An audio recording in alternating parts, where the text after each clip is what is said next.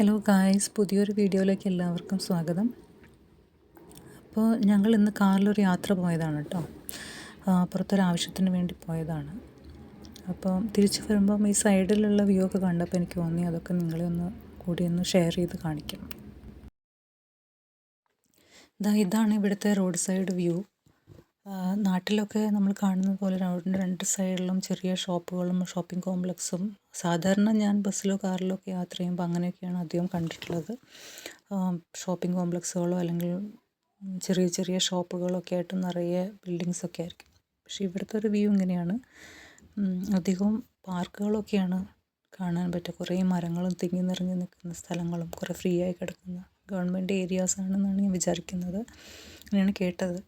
Government ഏരിയാസാണ്. അപ്പോൾ full ഇതുപോലുള്ള free ആയി കിടക്കുന്ന ഏരിയാസാണ്. പിന്നെ നമുക്ക് കുറച്ച് അത്യാവശ്യത്തിനുള്ള പെട്രോൾ ബങ്ക്സോ അല്ലെങ്കിൽ ചില കാറിൻ്റെ ഷോപ്പുകളോ അല്ലെങ്കിൽ എന്തെങ്കിലും ക്ലിനിക്കുകളൊക്കെ പോകുന്ന വഴിക്ക് കാണാം, അവിടെ ഇവിടെ ആയിട്ട് കാണാം. പക്ഷെ ഇത്രത്തോളം തിങ്ങി നിറഞ്ഞ ഒരു ഏരിയ ആയിരിക്കില്ല. സിറ്റിയുടെ ഒത്ത നടുക്ക് ഇങ്ങനെ ആയിരിക്കില്ല കേട്ടോ. അത് വേറൊരു വ്യത്യസ്തമായ കാഴ്ച തന്നെയാണ്. അവിടെ നമുക്ക് ബിൽഡിങ്സ് മാത്രമേ കാണുള്ളൂ. ബിൽഡിങ്സ് പല ടൈപ്പിലുള്ള പല ഷേപ്പിലുള്ള ബിൽഡിങ്സ് ഒക്കെയാണ് നമുക്ക് കാണാൻ പറ്റുന്നത്. അതെനിക്ക് വേറെ എപ്പോഴെങ്കിലും ഒരു വീഡിയോ ചെയ്യാൻ പറ്റുവാണെങ്കിൽ അത് ഞാൻ നിങ്ങൾക്ക് കാണിച്ചു തരാം. കുറേ വെറൈറ്റി ബിൽഡിങ്സൊക്കെ നമുക്ക് കാണാം, നല്ല ഭംഗിയുള്ള ബിൽഡിങ്സൊക്കെ. പക്ഷെ ഇത് സിറ്റിയിൽ നിന്ന് കുറച്ച് വിട്ടിട്ടുള്ള ഏരിയ ആണ്, അതുകൊണ്ടാണ് ഇങ്ങനെ ആയത്. ഇങ്ങനെയുള്ള സ്ഥലങ്ങൾ നമുക്ക് കാണുന്നത്. പിന്നെ എനിക്ക് ഏറ്റവും അട്രാക്റ്റീവായിട്ട് തോന്നിയ കാര്യം ഇവിടെ എന്താണെന്ന് വെച്ചാൽ സ്കൈ വളരെ അടുത്ത് കാണുന്നത് പോലെ തോന്നും. ഭയങ്കര താഴേക്ക് മുട്ടി നിൽക്കുന്ന പോലെ തോന്നും. നല്ല ഭംഗിയാണ്. മേഘങ്ങളൊക്കെ ഇങ്ങനെ പഞ്ഞിക്കെട്ടുകൾ പോലെ കാണാനായിട്ട് നല്ല ഭംഗിയാണ്.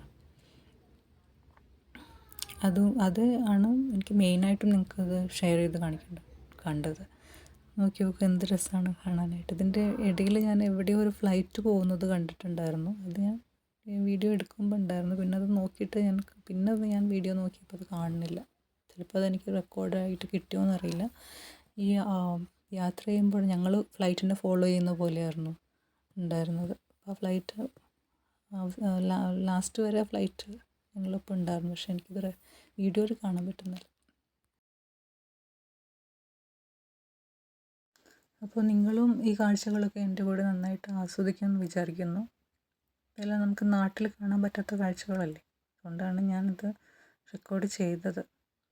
എനിക്കും ഇനി നാട്ടിൽ വരുമ്പോൾ ഇവിടുത്തെ കാര്യങ്ങളൊക്കെ മിസ് ചെയ്യുകയാണെങ്കിൽ ഇടയ്ക്കെടുത്ത് നോക്കാമല്ലോ എന്നൊക്കെ വിചാരിച്ചിട്ടാണ് ഞാൻ റെക്കോർഡ് ചെയ്തത്.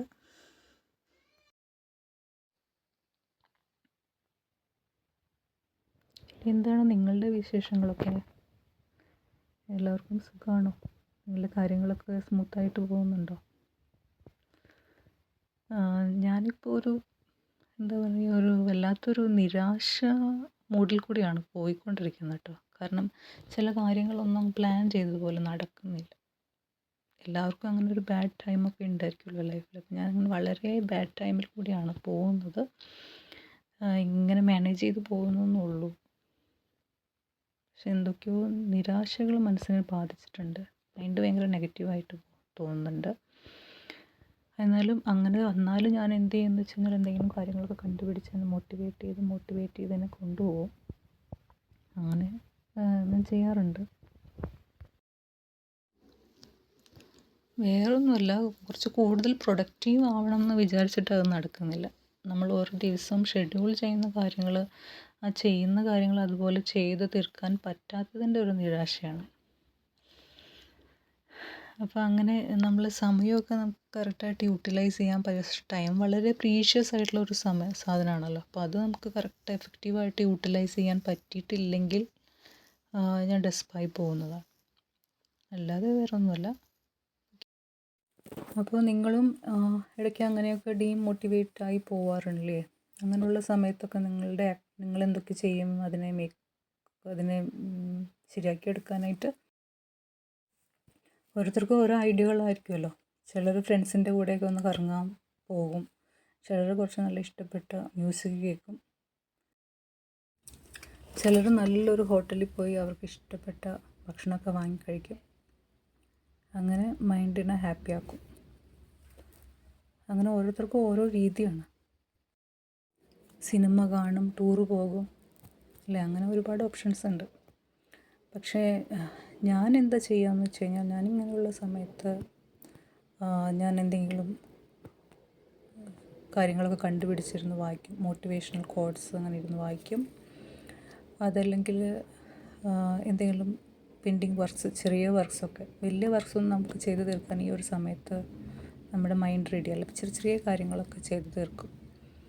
അതല്ലെങ്കിൽ പിന്നെ എന്തെങ്കിലും ക്ലീൻ ചെയ്യാനൊക്കെ ഉണ്ടെങ്കിൽ ക്ലീൻ ചെയ്ത് വയ്ക്കും.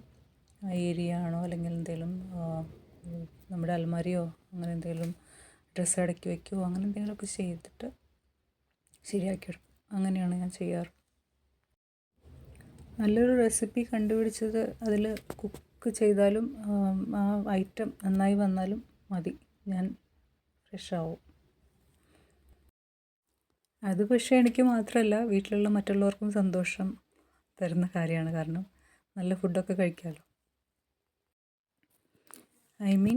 ആ കുക്കിംഗ് നല്ല രീതിയിൽ വരികയാണെങ്കിൽ എല്ലാവർക്കും നല്ല ഫുഡ് കഴിക്കാമല്ലോ എന്നാണ് ഉദ്ദേശിച്ചത്.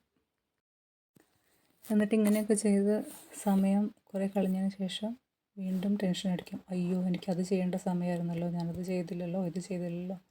തിരിച്ച് നമ്മുടെ പഴയ റൂട്ടീനിലേക്ക് ഓട്ടോമാറ്റിക്കായിട്ട് അങ്ങനെയാണ് എൻ്റെ രീതി. എന്താ അല്ലേ, വളരെ സ്ട്രെസ്ഫുൾ, ഒട്ടും റിലാക്സേഷൻ ഇല്ലാത്തൊരു ലൈഫ്. പക്ഷേ കുറച്ചുകൂടെയൊക്കെ കഴിഞ്ഞാൽ എനിക്ക് തോന്നുന്നു ഒരു 2 years കഴിഞ്ഞ് കഴിഞ്ഞാൽ എന്തെങ്കിലുമൊക്കെ ഒരു ചെറിയ ഒരു അയവൊക്കെ വരുമായിരിക്കും ഈ സ്ട്രെസ്സിനെന്ന് തോന്നുന്നു. അങ്ങനെയാണ് നമ്മുടെ പ്രതീക്ഷ. പക്ഷേ ഇത് വെറുതെയാണ്. എന്തെങ്കിലുമൊക്കെ അച്ചീവ് ചെയ്യാൻ വേണ്ടിയിട്ട് ഞാൻ എടുക്കുന്ന സ്ട്രെസ്സാണ്. അല്ലാതെ നമ്മുടെ ലൈഫിൽ വലിയ പ്രശ്നങ്ങളൊന്നും തൽക്കാലം ദൈവം സഹായിച്ചിട്ട് ഇപ്പോൾ ഇല്ല. നമുക്ക് എന്തെങ്കിലുമൊക്കെ നേടണം, എന്തെങ്കിലുമൊക്കെ ചെയ്തു വയ്ക്കണം എന്നൊക്കെയുള്ള ഒരു ആഗ്രഹങ്ങളിൽ നിന്നൊക്കെ വരുന്ന ഒരു നാച്ചുറലായിട്ടുള്ള ചില പ്രഷേഴ്സ് മാത്രമേ ഉള്ളൂ.